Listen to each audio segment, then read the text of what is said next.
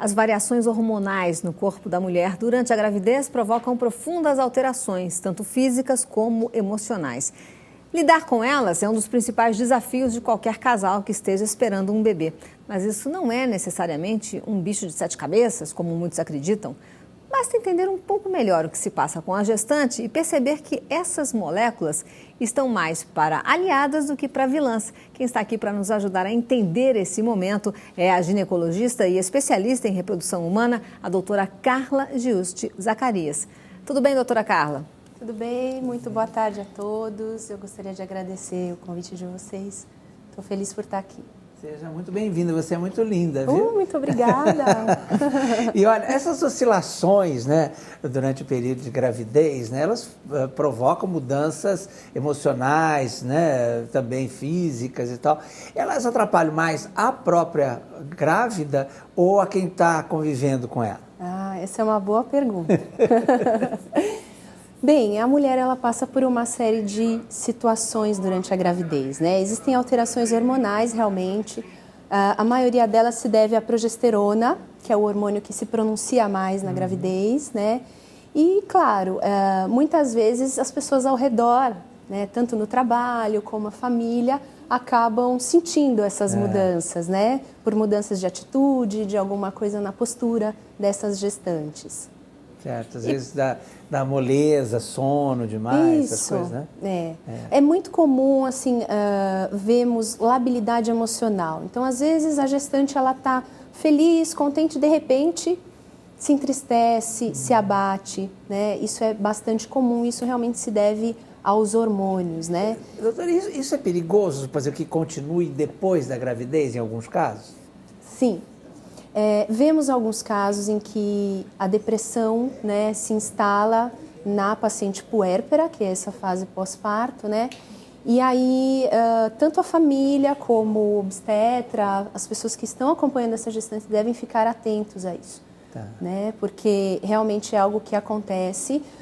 Mais comumente, a gente chama de blues, é um período de tristeza mesmo, onde a mulher ela se sente muito responsável pela criança, é uma situação nova, né? Como se fosse um peso, né? É uma situação diferente. Antes ela só se preocupava o quê? Com o que ela ia vestir, com o que ela ia comer, né? Com os horários dela. E de repente ela se torna responsável por alguém que depende totalmente dela, né? Então isso a gente vê bastante comum e às vezes até difícil de se perceber nos primeiros dias.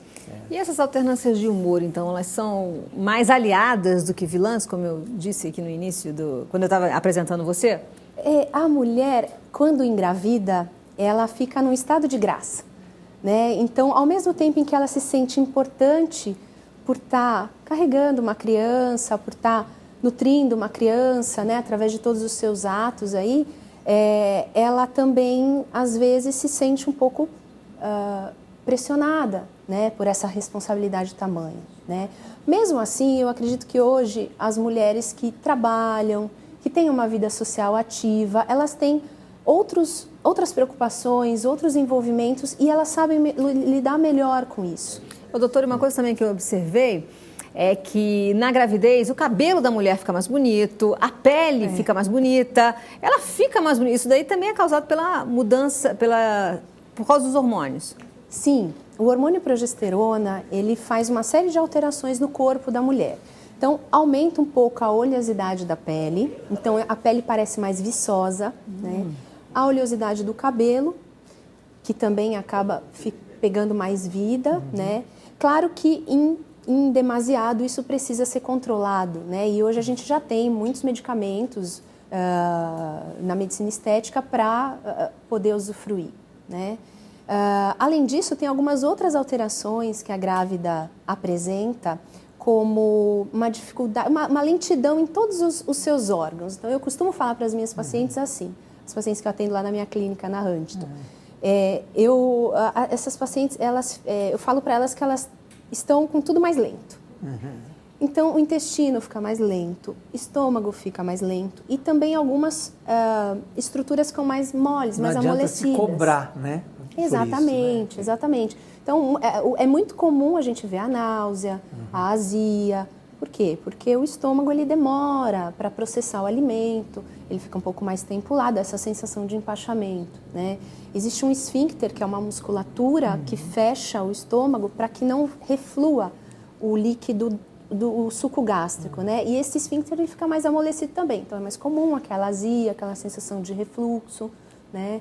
Outra coisa que é bastante visto nos casos, né, nas gestantes, é a fragilidade, a frouxidão dos tecidos, dos ligamentos. Então é mais comum uma gestante torcer o pé ou ter uma tendinite, principalmente de punho, aquelas que trabalham no computador. Agora, Então, doutor, existe alguma coisa assim em termos de produtos, de remédios ou mesmo de alimentos que possam melhorar isso? sim, hoje em dia a gente tem uma gama já de medicamentos para esses principais sintomas, né, que apresentam. E da parte emocional, existem terapias adjuvantes que a gente pode lançar mão. Então, por exemplo, a terapia com psicólogo, mesmo se for necessário, a acupuntura, que hoje em dia está bem estabelecida na medicina, a gente já tem bons resultados, né, principalmente de ansiedade, quando vai chegando próximo do parto, né, as pacientes elas ficam realmente mais ansiosas, porque tudo é novo, né, principalmente numa primeira gravidez. Ô, doutora Carla, e quais são os alimentos que são mais indicados para evitar esses sintomas? A náusea, a azia? Sim. Nessa fase, que principalmente acontece na fase inicial da gravidez. Não né, tem nenhum alimento, é impossível, vai ter náusea. Olha, existem algumas coisas que podem aliviar. Por exemplo, evitar frituras e alimentos gordurosos pode aliviar. Isso tá? sempre, né? Seria bom, né? Isso faz parte do nosso dia a dia, então. Mas ter uma preferência, né, na sua rotina diária, em alimentação um pouco mais saudável. Por exemplo, ficar sempre com o estômago cheio. Não passar longas horas isso sem é fundamental para a alimentar. náusea. Comer de né? 3 em 3 horas. Existe uma periodicidade que é inerente a cada pessoa. Existem mulheres que precisam comer de 1h30 em 1h30, mas não é comer aquela quantidade. Comer alguma coisinha, né? Fazer um lanchinho, sabe? Um iogurte, né? Um pãozinho com alguma coisa mais leve. Mesmo porque se ela comer em quantidade, aquele alimento não vai ser processado, né? Como eu falei, vai ficar ali um tempo, então causa um desconforto maior. Ficar conversando com ela. Exato. É pior. Né? Não é muito bom. Agora, a atividade física, doutora, resolve e outras atividades também podem ajudar a controlar isso? Então, a atividade física é um grande aliado nosso, né? Desde que bem orientada, né, bem assistida, porque realmente a gestante não pode fazer qualquer tipo de atividade. A atividade física ela libera endorfinas, que causam uma sensação de bem-estar na pessoa. Então, é muito gratificante, fora que pode preparar o corpo da mulher para a fase final da gestação e para o parto, efetivamente. Agora, doutora, até que ponto essa mudança de humor, esse ficar triste, depois ficar alegre, até que ponto é considerado normal nesse estado? Sim, essa linha é bastante tênue, né? Eu até tenho alguns casos que demoraram um pouco para ser diagnosticados, porque a paciente às vezes até nem aparece no consultório e a gente não consegue ter esse tipo de contato, né? Então, assim, claro, toda essa situação nova, né, do nascimento da criança, da mudança do corpo, que se altera bastante, tudo isso ela deve saber lidar. E se ela não souber, alguns sinais ela pode apresentar. Principalmente tristeza, muitas vezes não querer ficar com o bebê, que é uma coisa que se espera, né? Que a mulher queira ficar o tempo todo, né?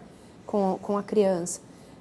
De evitar ter que amamentar, né? Também, às vezes, a falta de sono, porque exige realmente um cuidado maior o bebê nesses primeiros dias, né? A falta de sono possa mascarar isso um pouco. Então, realmente, em caso de dúvida, é melhor procurar um especialista. Existe também aí uma coisa de pânico, assim, no pré-parto, quer dizer, aquela coisa assim de pânico da dor mesmo que vai sentir, assim, eu quero fazer, como chama, cesariana, e aí na última hora começar a entrar em pânico, assim, existe isso também? Em diferentes graus, depende muito da paciente e depende muito da orientação que ela recebe, prévia, né? Então, é muito importante que o obstetra sente, converse com ela, explique tudo que ela pode sentir.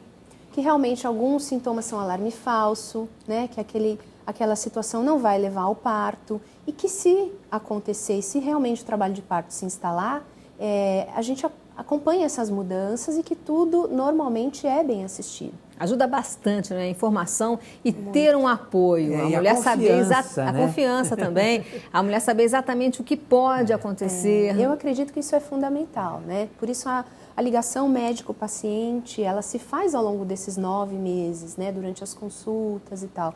Acho que isso é fundamental. Às vezes é importante também a pessoa ter o telefone de todos os lugares onde o médico pode estar. A pessoa nem precisa ligar, mas só saber onde o médico está. Não, já tem ali todos os telefones, qualquer coisa que aconteça, está tudo certo. Porque senão a mulher vai entrando em pânico, né? Principalmente se for o primeiro filho.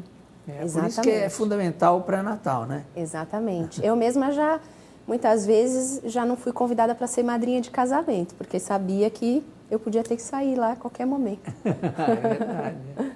Nossa, e o pré-natal ajuda a tranquilizar a paciente. Além dos exames que você pede normalmente, o que você procura identificar numa gestante durante o pré-natal? A parte emocional também, como é que ela está? Sim, então eu costumo conversar bastante sobre essas mudanças, principalmente no começo, dizendo que isso pode ocorrer e que a gente tem hoje medicações, tem hoje situações alternativas, até como atividade física, acupuntura, para poder lidar com elas, né? Muitas me ligam bastante, tirando dúvidas, né? Posso pintar o cabelo, posso fazer depilação, coisas que às vezes não lembrou de perguntar. Algumas vêm com uma lista mesmo, né? De perguntas, e aí a gente interage bastante nesse sentido. Normalmente eu deixo meu celular à disposição para essas eventuais dúvidas. Eu acho que isso é muito importante. É uma coisa que me ocorreu aqui agora. Quando existe aquele exame, a ultrassonografia, que é lá pelo 4º mês, mais ou menos, não é isso? Fazemos várias, né? Quando aparece o bebezinho ali, isso ajuda a melhorar, às vezes, o humor de uma grávida que está um pouco caidinha, assim? Eu vejo, assim, uma explosão de emoções, né?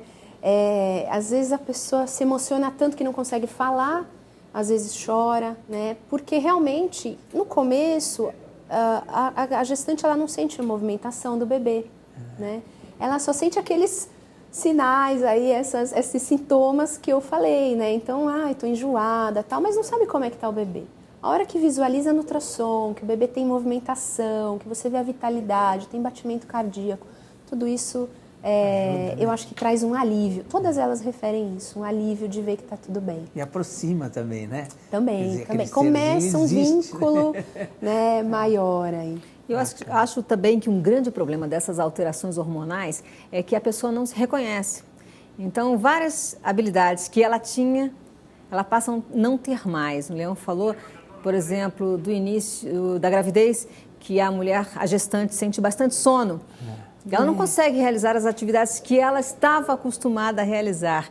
E isso tudo também vai trazendo muita angústia, muito nervosismo, né? Porque a mulher pensa, como é que eu vou fazer daqui para frente? Exatamente. Doutora, o importante é administrar isso, né? E essa depressão, ela pode afetar a criança? Indiretamente, né? A mulher, quando está em depressão, realmente ela para de comer, né? Então, para de ir a nutrição para o bebê, toda a energia para o bebê, né? Ela, às vezes, restringe as suas atividades. Então, isso realmente, num grau mais importante, pode afetar o bebê. E quem está perto, como é que pode ajudar? O marido, a família? O que pode fazer para deixar essa grávida mais tranquila? Olha, eu acredito que a família, no geral, tem um papel fundamental, né? Principalmente de entender, muitas vezes, uma explosão, né? Numa conversa, numa discussão, como também propiciar um conforto para essa pessoa. Então, numa conversa, demonstrar, puxa, você está linda. Né? O marido, muito importante falar isso para a mulher, como você está bonita grávida, porque ela está se sentindo feia, ela não está se sentindo aquela mulher que ela se conhece, né? De repente começa a esticar a pele e ela tem que passar cremes, né, para não ter estria, e aí ela tem aquela preocupação, puxa, como é que vou ficar, depois será que vai voltar? Então, eu acredito que uma boa conversa, um bom convívio familiar é fundamental. Carinho mesmo, né? Carinho. Falou tudo. Carinho. Obrigado, doutora. Muito obrigado pela sua participação, viu? Então, não, ainda dá para a gente fazer mais uma pergunta. Eu queria perguntar o seguinte, por exemplo, esse pós-parto também tem que ser muito observado, né? Quer dizer, justamente por causa dessa crise da depressão, porque às vezes pode acontecer da mãe ir muito bem durante a gravidez toda, e aí, logo em seguida, quando nasce a criança, ela pode apresentar um distúrbio, não é? Isso, pode acontecer sim. Então, esse segmento, ele é feito mesmo pela família, porque eu vou até falar de um caso que aconteceu comigo, uma paciente médica, muito amiga minha, e eu acompanhei ela durante a gestação toda, uma pessoa esclarecida, que sabia tudo o que estava passando, e na hora que nasceu a criança, ela começou a mudar a atitude. E quem percebeu foram